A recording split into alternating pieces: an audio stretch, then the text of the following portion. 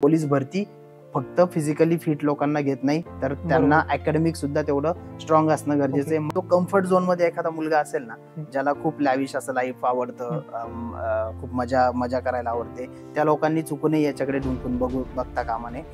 Police मध्ये आता ही जी 12वीच्या बेसवर ज्या भरती आहेत या सगळ्या शिपाई पदासाठी होत आहेत. हवालदार ही सुद्धा ऍक्च्युली 3 नंबरची पोस्ट, बरोबर. म्हणजे मागील 3 वर्षापासून पूर्वी आपल्याकडे अग्निवीर ही एक स्कीम आली, तर त्या अग्निवीर स्कीम आल्यापासून मुलांचा कल हा आपल्याला कमी झालेला सैनिक भरती दिसतोय. कारण 4च वर्ष सर्व्हिस करायची, 4 वर्षानंतरचं पुढचं भविष्य माहिती नाही. आणि आज जो काही विद्यार्थी या क्षेत्रामध्ये येतोय तो लाईफ टाइम सेटल होण्याच्या दृष्टिकोनातून येतोय. बरोबर. मग इथे कोण टिकू शकतं? ज्याच्या खरंच रक्तात देश सेवा जर भिनलेली आहे ना, तर तो विद्यार्थी इकडे टिकू शकतो.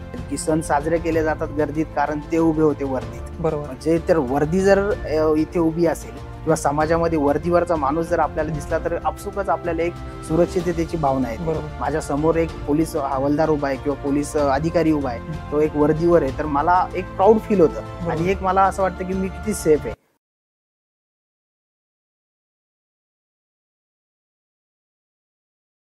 नमस्कार सर. नमस्कार. जर बघायला गेलं तर महाराष्ट्राच्या प्रत्येक तरुणाचं पोलीस भरती एक स्वप्न असतं. काय बोलाल या बाबतीत तुम्ही?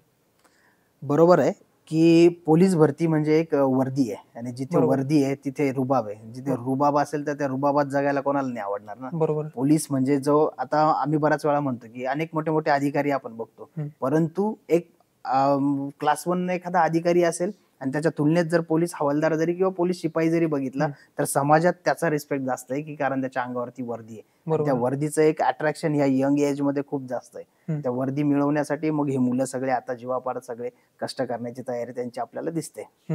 पण तुम्हाला काय वाटतं की हे जे त्यांचं एवढं अट्रॅक्शन आहे ते बरोबर वळणावर आहे की चुकीच्या वळणावर आहे? म्हणजे कारण मग एखादी चांगली जरी गोष्ट असली तिचं जास्तही अट्रॅक्शन असू नये असं पब्लिक म्हणते किंवा नाही.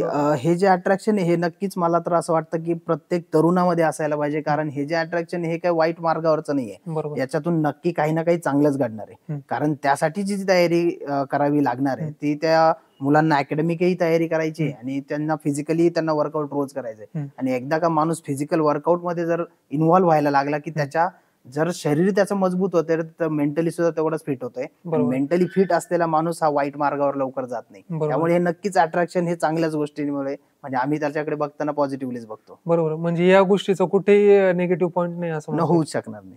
बरोबर आहे.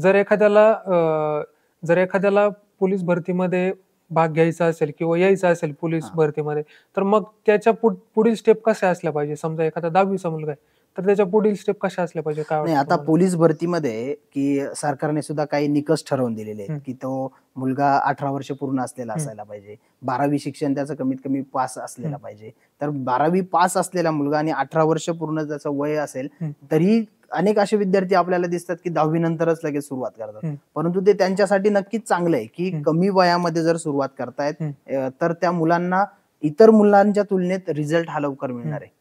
कारण 10वीचा मुलगा जर उतरतोय तर तो 11वी आणि 12वी सलग 2 वर्ष तयारी करणार आहे. कारण 12वी तर हे पास असणं गरजेचंच आहे, गव्हर्नमेंटचा तो नियमच आहे. 2 वर्ष त्याला जर या फील्डमध्ये द्यायचे तर त्या 2 वर्षामध्ये परिपूर्ण त्याची तयारी होऊन जाते आणि त्याला रिझल्ट हा लवकर मिळतो. ओके. आता तुम्ही एक अकॅडमी चालू केली आहे, तर मग ह्या अकॅडमी चालू करण्यामागचं नेमकी कारण काय होतं? कारण मग मी तुमच्याबद्दल ऐकलंय की तुम्ही कोणत्याही भरतीसाठी नव्हते गेले. कारण मग इतर ठिकाणी जर बघायला गेलं ना, भरती जर एखाद्याची झाली नाही तर मग तो पुढे अकॅडमी उघडतो. पण तुमच्या बाबतीत तसं नाही झालं. काय नेमकी? नक्कीच मी त्या मुद्द्याकडे पण येतो, परंतु त्या अगोदर आमचा पार्श्वभूमी थोडक्यात सांगतो की बेसिकली मी फिजिकल एज्युकेशन या फील्ड मधला आहे आणि फिजिकल एज्युकेशन शिक्षण हे 3 वर्ष मी पुण्यात राहून घेतलं. पुण्यातून आल्यानंतर पुन्हा नाशिकमध्ये जेव्हा आलो ती सुरुवात मी शाळेपासून केली. शाळेमध्ये मी स्पोर्ट टीचर म्हणून जॉब करत होतो. पुढे नेटसेट एक्झाम असते, ती नेटसेट माझं क्वालिफाय झाल्यामुळे मी शाळा सोडून सिनियर कॉलेजकडे वळालो.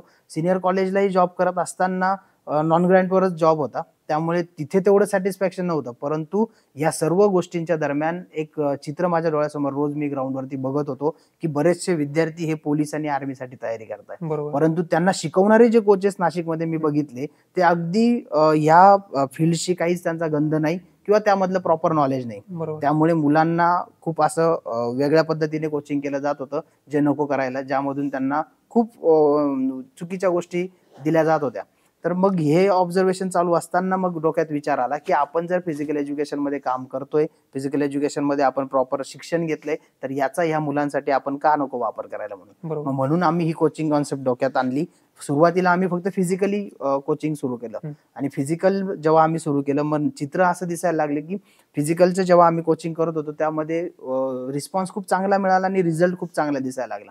परंतु पोलीस भरती फक्त फिजिकली फिट लोकांना घेत नाही, तर त्यांना अकॅडमिक सुद्धा तेवढं स्ट्रॉंग असणं गरजेचं आहे. मग आम्हाला असं चित्र दिसायला लागलं की ग्राउंडमध्ये सगळे मुलं पास होत होते किंवा फिजिकलमध्ये चांगले मार्क्स घेत होते, पण अकॅडमिक म्हणजे रिटर्न टेस्टमध्ये त्यांना मार्क्स तेवढे मिळत नव्हते. मग कालांतराने आम्ही ती सुद्धा सुरुवात केली आणि लेखी परीक्षेची सुद्धा आम्ही आता तयारी त्यांच्याकडून घ्यायला सुरुवात केली आणि दोन्हींचा मिळून मग रिझल्ट आम्हाला दिसायला लागला.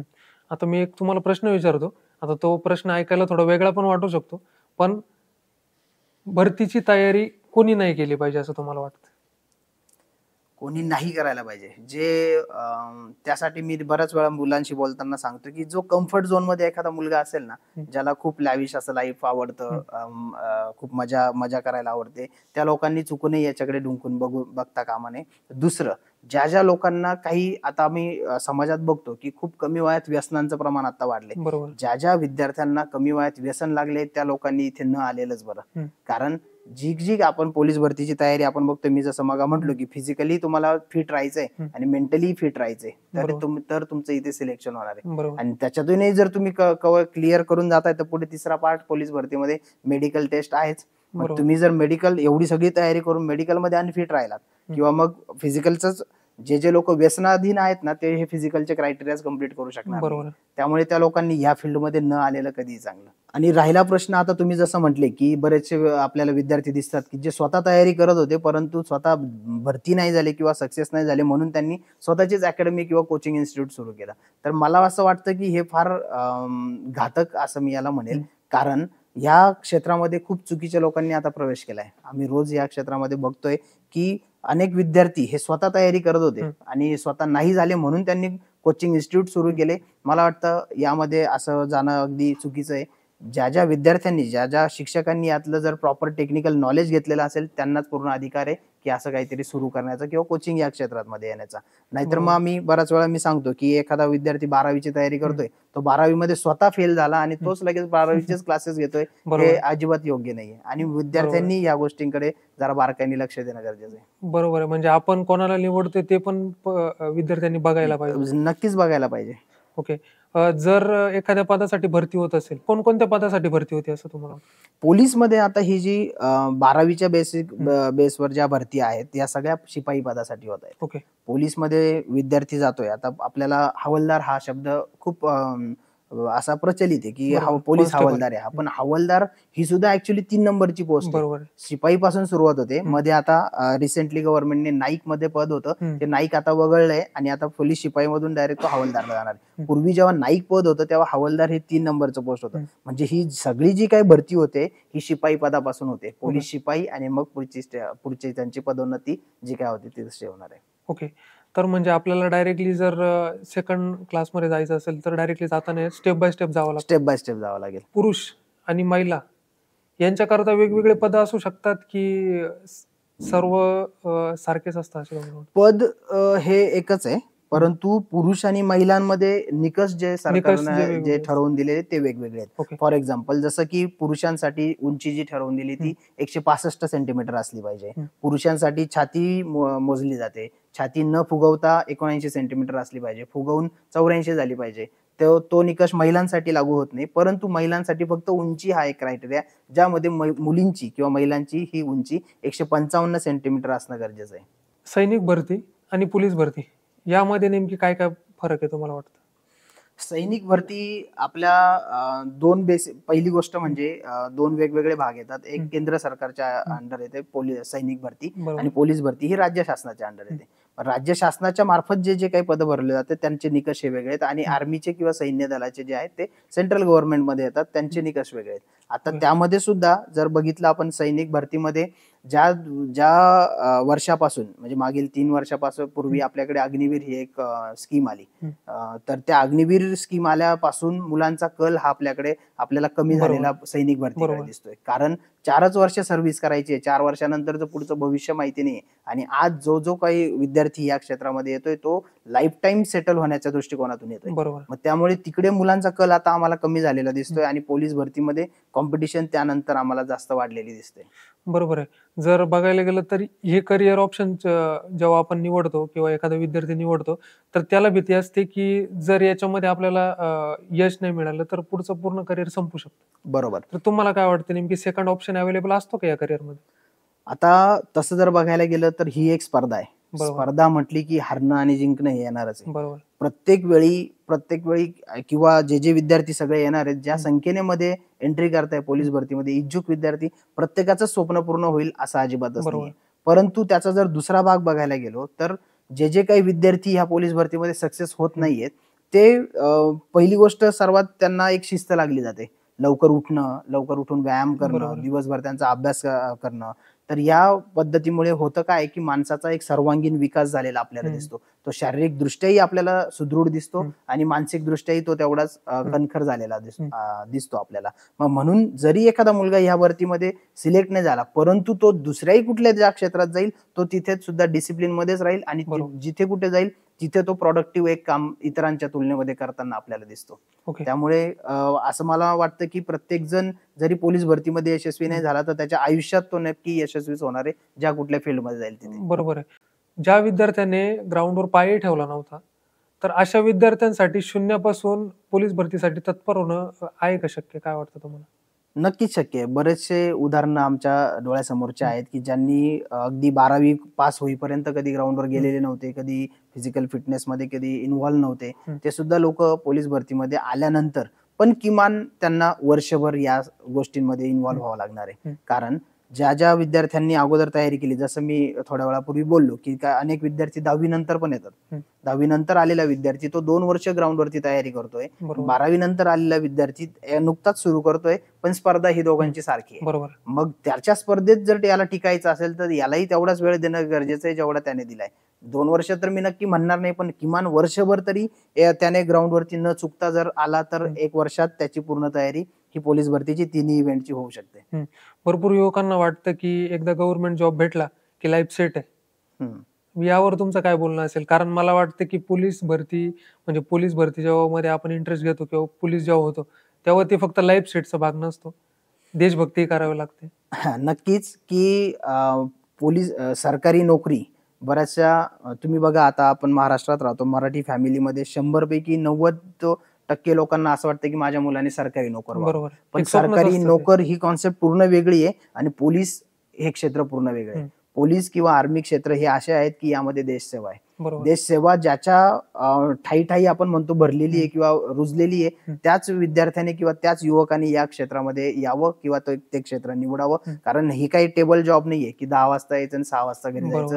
कधी कधी तुम्ही अनुभवलं असेल की 48 तास आमचे पोलीस बांधव रस्त्यावरती उभे असताना आम्ही बघितलेले. 24 तास न हलता त्यांना ड्युट्या कराव्या लागतात. बऱ्याचशा वेळा त्यांचा नाश्ता स्किप होतो, बऱ्याच वेळा त्यांना जेवायला सुद्धा वेळ मिळत नाही. टिफिन बॅग मध्ये असतो परंतु त्यांना जेवणासाठी वेळ मिळत नाही. मग इथे कोण टिकू शकतं? ज्याच्या खरंच रक्तात देशसेवा जर भिनलेली आहे ना तर तो विद्यार्थी इकडे टिकू शकतो. बाकी लोकांचं इकडे या क्षेत्रात कामच नाहीये. म्हणून तर देशसेवा म्हटलं की आता आपण फक्त आपल्याला वाटतं की सीमेवर उभा असलेला सैनिक आपल्याला आठवतो, परंतु पोलीस दलावरती सुद्धा अनेक जबाबदाऱ्या आपल्याला, जसं 26/11चा इन्सिडेंट आपल्या डोळ्यासमोरचा आहे. 26/11ला जेव्हा आपल्याला हवालदार आपले तुकाराम ओंबळेंचं आपल्याला नाव आवर्जून घ्यावं असं इथे मला वाटतं की त्यांनी कसाबला पकडलं. मग ते पोलीस दलावर सुद्धा एवढी मोठी जबाबदारी येऊ शकते हे भविष्यात होत राहणार आहे. कारण आतंकवाद दहशतवाद ही न संपणारी गोष्ट आहे. त्यामुळे जर खालच्या लेवल पासून पोलीस दलातले जर आपल्याकडे प्रबळ किंवा तसे युवक आपल्याला भेटले देशसेवेसाठी तर नक्कीच कुठेतरी देशाला याचा हातभार आपल्याला लागणार आहे. पोलीस होणं नेमके म्हणजे काय वाटतं तुम्हाला?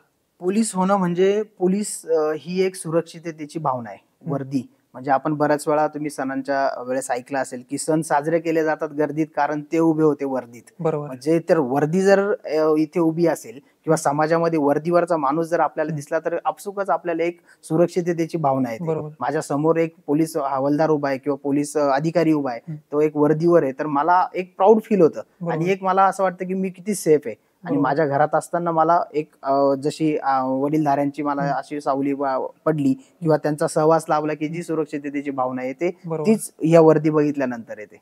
बरोबर. पोलीस होण्यासाठी काय जास्त गरजेचं आहे तुम्हाला वाटतं, जिद्द की एक महागडा शूज? आता बऱ्याच विद्यार्थ्यांना एक असं समीकरण जुळलंय की खूप चांगला शूज घातला म्हणजे मी खूप चांगलं पळणार आहे.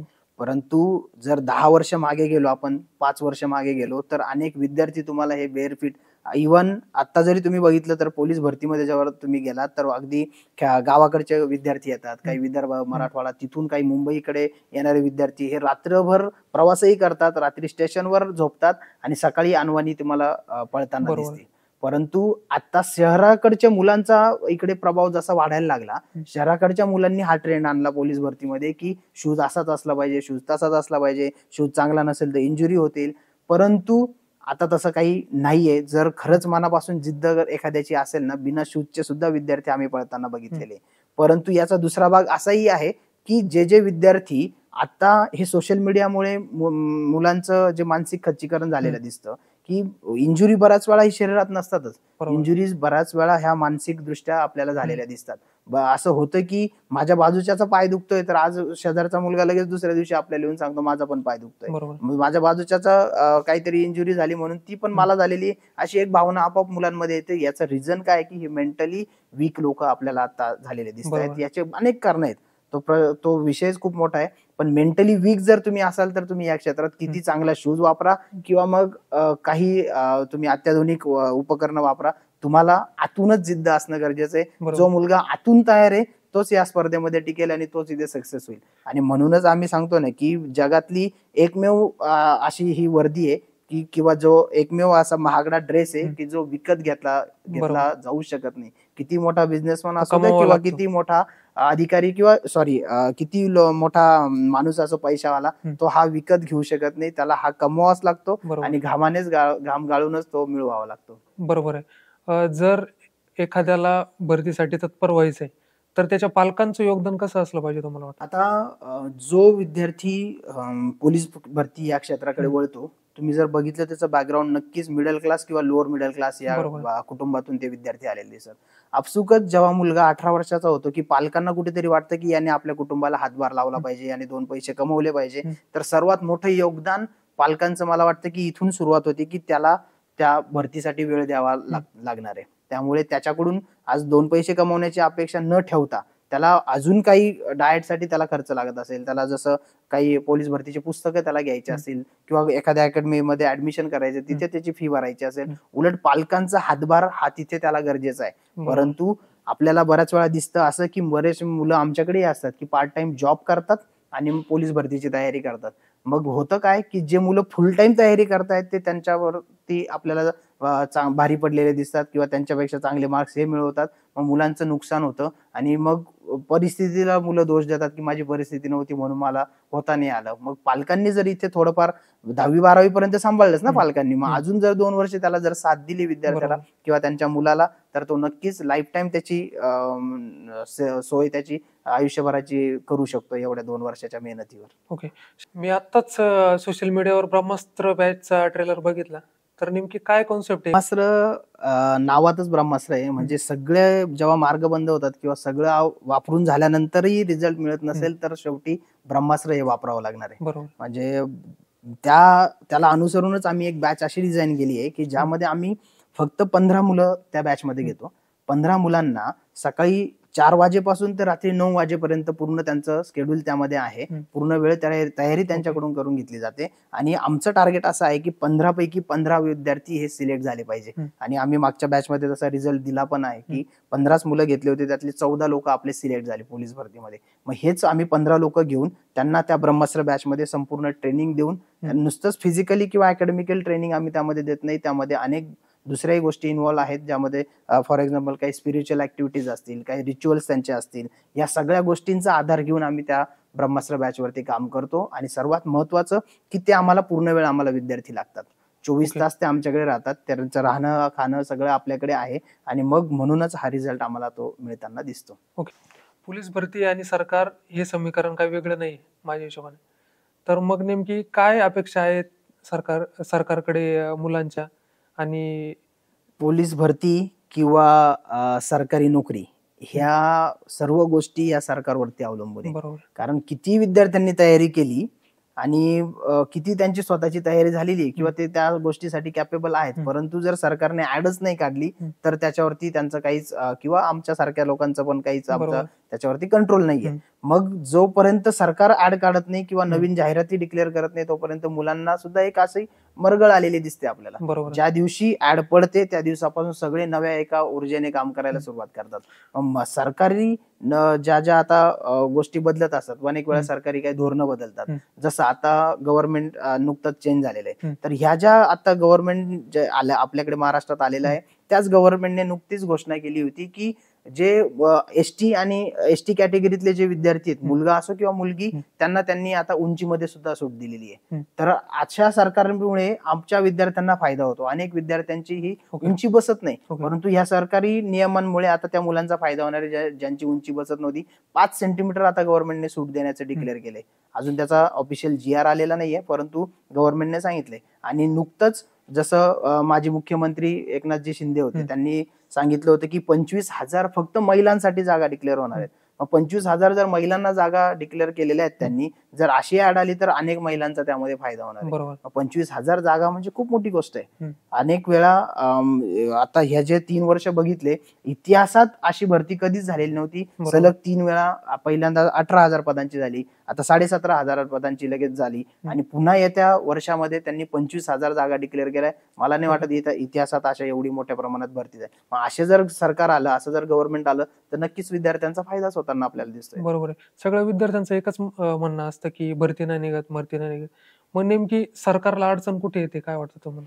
सरकारच्या अडचणी तशा बघितल्या तर बऱ्याच आपल्याला दिसतील. जसं गव्हर्नमेंट चेंज होणं, इलेक्शन मध्ये लागणं, आचारसंहिता असणं, आचारसंहितेच्या काळात ऍड येत नाही. दुसरं, मध्ये काही कोविडच्या काळातलं आपल्याला उदाहरण मी सांगेल की अनेक बाकी डिपार्टमेंट्सला, जसं मेडिकल डिपार्टमेंटला फंड्स कमी पडत होते, त्यावेळी जे जे काही इकडे फंड्स होते गव्हर्नमेंटने सगळे तिकडे वळवले होते. त्यामुळे अनेक सरकारी नोकरांना 2-2, 3-3 महिने तेव्हा पेमेंट सुद्धा मिळाले नव्हते. मग अशा जेव्हा फायनान्शियली काय अडचणी गव्हर्नमेंट समोर येत असतील, त्याच वेळी फक्त गव्हर्नमेंटला अडचण आहे भरती डिक्लेअर करण्यासाठी किंवा नवीन जागा भरण्यासाठी. ओके. आता तुम्ही म्हटले होते की लाईफ टाइम बॅच, काय नेमकी काय कन्सेप्ट आहे? लाईफ टाइम बॅच ही अशी बॅच आहे की ज्यामध्ये अगदी 9वी-10वीचा मुलगा सुद्धा आमच्याकडे येऊ शकतो, की 10वी नंतरच तो येणार आहे. कारण जसं मी अगोदर म्हटलो की गव्हर्नमेंटला काही वयाची अट असणं गरजेचं आहे, शिक्षणाची अट असणं गरजेचं आहे. तर ह्या अटी जरी त्याच्याकडून फुलफिल नसतील तरी तो मुलगा तिथे येऊ शकतो. त्याला वयाची अट नाहीये आणि वेळेची अट नाहीये. अगदी त्याला 3 वर्ष लागो किंवा 4 वर्ष लागो, तरीही तो मुलगा त्या लाईफ टाइम बॅच मध्ये ऍडमिशन घेऊ शकतो आणि त्याचा तो रिझल्ट वरती काम करू शकतो. आणि होतं काय की एखादा मुलगा कमी वयात जर तयारी सुरू करतोय तर कमी वयात केलेली तयारी ही त्याला नक्कीच फायद्याची ठरणार आहे. 2-2, 3-3 वर्ष जर एखादा विद्यार्थी तयारी करतोय तर 100% तो रिझल्ट हा देतोच. म्हणून आम्ही त्या लाईफ टाइम बॅच मध्ये अशा 10वी नंतरच्या मुलांना जास्त संधी देतोय. एखादा मुलगा कमी वयात जर तो डिसिजन घेतोय, म्हणजे 10वी पास झाल्या लगेचच तो पोलीस भरती या क्षेत्रामध्ये येण्याचा डिसिजन घेतोय, त्याच्याच बरोबरचे मुलं कॉलेजमध्ये एन्जॉय करणार आहेत. बऱ्याचशा मुलांच्या डोक्यात असतं की आता टेन्शन संपलं, अभ्यास संपला, कॉलेजला जाऊ, मौज मजा करू, मस्ती करू. परंतु त्यांच्या ऐवजी हा जो माइंडसेट आहे एखाद्या विद्यार्थ्याचा 10वी नंतर लगेच इकडे पोलीस भरतीमध्ये येण्याचा, मला असं वाटतं की अर्धी लढाई हा तिथेच जिंकलेला आहे.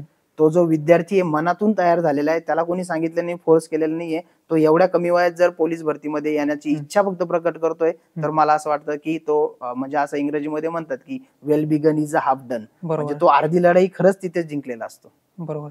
जर बघायला गेलं तर अश्वमेधचा PSI चा जो रिपोर्ट आहे नाशिकचा, तर तो भरपूर चांगल्या प्रमाणात दिसून येतो.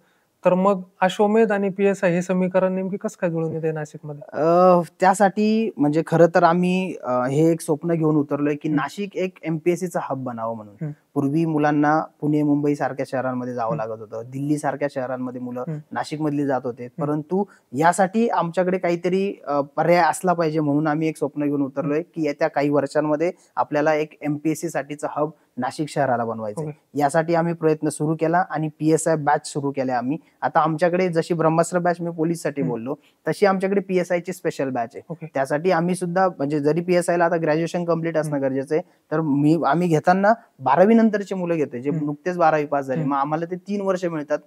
ग्रॅज्युएशन साइड बाय साइड त्यांचा अभ्यासही बरोबर. सुरू आहे आणि इकडे PSI ची तयारी सुरू आहे. मग बरोबर. 3 वर्ष जर एखादा मुलगा आमच्याकडे वेळ देण्याची तयारी दाखवतोय, तर आम्ही त्याला 3 वर्षात पूर्णपणे तयारच करतोय आणि त्यामुळेच मग आमच्याकडे जो PSI चा रिझल्ट लागताना तुम्हाला दिसतोय, तो रिझल्ट हा याच कारणामुळे आहे. शेवटचा प्रश्न सर, जर एखाद्याला पोलीस भरती करायची असेल तर त्यांच्यासाठी तुम्ही काय सल्ला द्याल? मी पुन्हा तेच सांगेल की पोलीस भरती हा काही एक कम्फर्टेबल जॉब नाहीये की किंवा तुम्हाला वाटतं म्हणून आयुष्याची सोय करून ठेवणं किंवा बरोबर. महिन्याला मला पगार मिळेल सरकारी, म्हणजे आपण जसं म्हणतो की काही झालं तिकडे भूकंप हो किंवा सुनामी हो तरी सरकारी नोकरीला पगार हा मिळणार आहे, बरोबर. जसं आपण कोविड मध्ये बघितलं. पण ही जर भावना तुम्ही ठेवून जर इकडे येणार असाल तर मी सगळ्या विद्यार्थ्यांना किंवा तरुणांना या मार्फत संदेश देईल की तुम्ही खरंच इकडे येऊ नका. कारण हा काही असा जॉब नाही की तुम्हाला फक्त सगळं लाईफ असं सेटल होणार आहे किंवा लक्झरियस लाईफ मिळणार आहे. तुम्हाला वेळ आली तर रस्त्यावरही झोपावं लागणार आहे. वेळ आली तर तुम्हाला 24-24 तास उभंही राहावं लागणार आहे. मग ज्याला खरंच आवड आहे ना मनापासून किंवा ज्याच्यामध्ये खरंच धमक आहे काहीतरी करून दाखवण्याची, तेच फक्त विद्यार्थी या क्षेत्रामध्ये टिकू शकतात आणि त्याच विद्यार्थ्यांनी इकडे यावं.